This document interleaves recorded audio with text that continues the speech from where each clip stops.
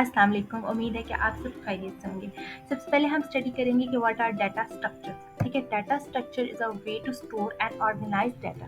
हम लोग जब भी डाटा साइंस का रोल पढ़ते हैं तो सबसे पहले हमें दो चीज़ें बताई जाती हैं।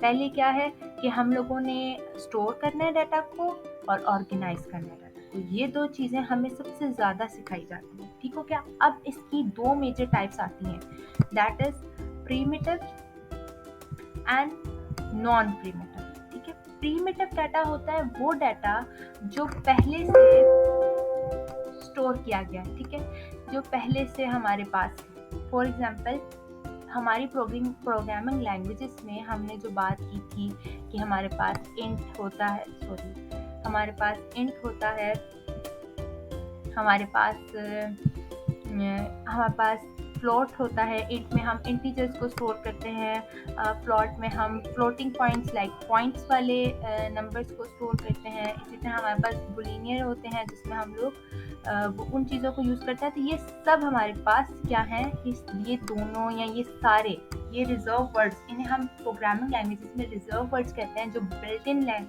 होते हैं प्रोग्रामिंग लैंग्वेजेस में। अब इसको ज़रा सा हम डिटेल्स में पढ़ते हैं कि रिजर्व वर्ड्स असल में होते क्या। रिजर्व वर्ड्स जो होते हैं वो प्रोग्रामिंग में पहले से बता दिए जाते हैं। फॉर एग्जांपल, हमें पता है कि प्लस का यूनिवर्सल मतलब क्या है, माइनस का यूनिवर्सल मतलब क्या है।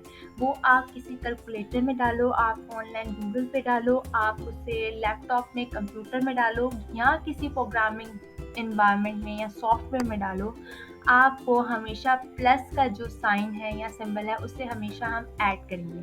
इसी तरह रिजर्व वर्ड्स जो होते हैं उन्हें पहले से प्रोग्रामिंग लैंग्वेज में बता दिया जाता है कि ये काम करेगा या इसमें ये चीज़ जो है वो स्टोर होगी। ये रिजर्व वर्ड्स होते हैं या कीवर्ड्स होते हैं। ठीक है, रिजर्व वर्ड्स में जैसे अब अगर हम एक्सेल की बात करते हैं तो एक्सेल में हमारे पास क्या आता है, एक्सेल में हमारे पास एवरेज होते हैं। हमें पता है कि एवरेज का क्या फॉर्मूला होगा, वो उसका एक तरह से आप समझ लें कि रिजर्व वर्ड है। ठीक है, इसी तरह हमें वहाँ पर ऑप्शन दी जाती है सम क्या होगा, ठीक है, सब्ट्रैक्ट क्या होगा। तो ये सब रिजर्व वर्ड्स हैं, ये एग्जाम्पल है। ठीक है, यानी रिजर्व वर्ड्स को हम पहले से डिफाइन कर देते हैं कि हमारा इस चीज़ में ये चीज़ होगी, यानी एक चीज़ को पहले से रिजर्व कर दिया है, एक कंटेनर को हमने पहले से रिजर्व कर दिया कि फलां कंटेनर जो है उसमें सारे होल नंबर जाएंगे, क्योंकि ये इंट है। फ्लोट है तो इसमें सब पॉइंट्स वाले डेसिमल नंबर जाएंगे क्योंकि ये कॉन्टीन्यूस नंबर्स हैं। तो ये हम सब पहले से डिसाइड कर देते हैं। अब इसके बाद हमारे पास नॉन प्रीमिटिव डाटा आता है। ठीक है, नॉन प्रीमिटिव डाटा में आगे दो टाइप्स हैं, दैट इज लीनियर और non linear. Non primitive data are not built in data. ठीक है, इसमें आप लोग पहले से ये बिल्ट इन नहीं है, इसकी कोई डेफिनेशन उसके पास नहीं है। इसमें प्योरली आप अपने डाटा को स्टोर करते हो, जिसमें ये लीनियर में दो चीज़ें आती हैं, डायनामिक एंड स्टैटिक। अब अगर लीनियर डाटा को आपने स्टोर करना है तो लीनियर का मतलब ये है कि फॉर एग्जांपल आप लोग सिक्वेंशियल वे में जा रहे हो, आपको 1 से 5 तक नंबर स्टोर करने हैं, तो आप 1 से 5 तक उन्हें आहिस्ता आहिस्ता लेके स्टोर करोगे। आपको जैसे अब मैं समझाती हूँ कि अरे में कैसे स्टोर किया जाता है। अरे भी एक स्ट्रक्चर है। ठीक है, अरे एक स्ट्रक्चर है।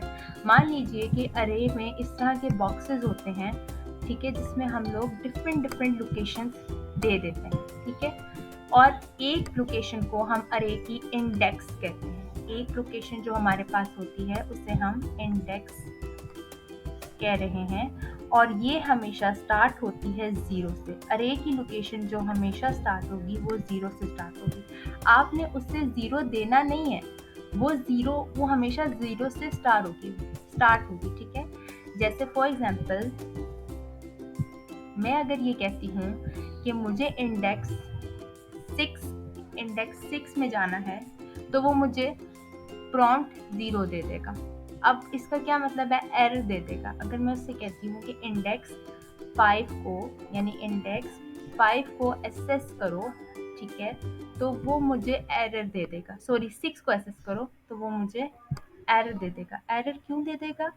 क्योंकि उसके पास 6 नहीं है, इंडेक्स 6 नहीं है। लेकिन अगर मैं उससे कहूँगी कि इंडेक्स 5 की वैल्यू मुझे बताओ,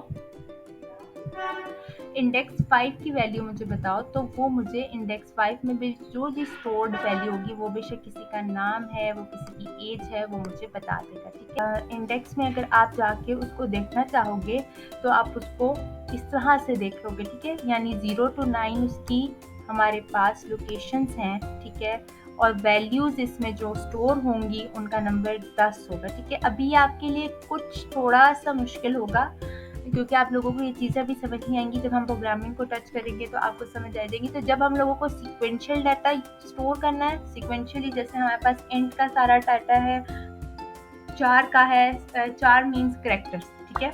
उसके बाद हमारे पास फ्लोट का है, तो हम लोग लीनियर डाटा को यूज़ करते हैं। नॉन लीनियर डाटा को हम कब और क्यों यूज़ करते हैं, इसकी सबसे बड़ी एग्जांपल है कि हमारे पास जो होता है ना, जब हम लोग पासवर्ड देते हैं और आप एक ऐसी company, for example you are Google और मैं हमेशा पासवर्ड देती हूँ, तो आप डिफरेंट प्रोसेस के साथ, जैसे एक फेमस प्रोसेस है सॉल्टिंग, वो आप लोग के दिए हुए पासवर्ड्स में थोड़ी-थोड़ी जगह एक नंबर को या एक कैटेगरी को या एक कैरेक्टर को ऐड करते हैं, ताकि आपका पासवर्ड जो है वो और कॉम्प्लेक्स हो जाए और वो किसी से एक्सेस ना हो पाए, ठीक है। और इसीलिए हम नॉन लीनियर डाटा को भी यूटिलाइज़ करते हैं, ताकि हम लोग ट्रीज़ में, ग्राफ्स में उसको मोर कॉम्प्लेक्स करके स्टोर करते हैं, so that someone not can hack it और इसके साथ वो कुछ बुरा कर सके।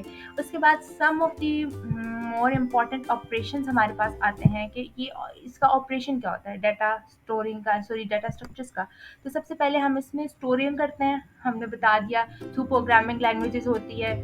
उसके बाद हम लोग सर्चिंग करते हैं, हम आराम से सर्च कर सकते हैं, सालों पुराना डाटा भी अगर मेरे इन डाटा स्ट्रक्चर्स में स्टोर है तो मुझे मिल जाएगा। उसके बाद हम सॉर्टिंग करते हैं, सॉर्टिंग मीन उसकी चेंज करेंगे, ठीक है। मैं कहूँगी नेम वाइज कर दो, से एज वाइज कर दो, अल्फ़ाबेट वाइज कर दो, डेट वाइज कर दो, तो इट्स सॉर्टिंग है, मैं डाटा को अपडेट करूँ। उसके बाद इंसर्शन होती है, फॉर एग्जांपल मेरे पास एक बच्चे की डेट आज से 10 माह पहले वो 10 साल का था और अब वो 11 साल का है, तो आई हैव टू अपडेट, तो मैं उसमें इंसर्ट करूँगी, उसको अपडेट करूँगी, यानी मैं उसमें डाटा इंसर्ट भी कर सकती हूँ और डिलीट भी कर सकती हूँ। फॉर एग्जांपल कोई ऐसा कस्टमर था जो अब हमारा साथ नहीं है या हमारे डाटाबेस से उसने लॉग आउट कर दिया है, तो वो हमारे पास क्या हो जाएगा, मैं उसका डाटा डिलीट भी कर सकती हूँ। और अपडेट अगेन कि मैं उसमें चेंजेस करूँगी, उसको उसका अगर मैं सर्च कर रही हूँ, उसको मैं सॉर्टिंग कर रही हूँ, स्टोर कर रही हूँ, डिलीटेशन कर रही हूँ या इंसर्शन कर रही हूँ, तो ये सब अपडेटिंग हो रही है। थैंक यू वेरी मच और अल्लाह हाफिज़।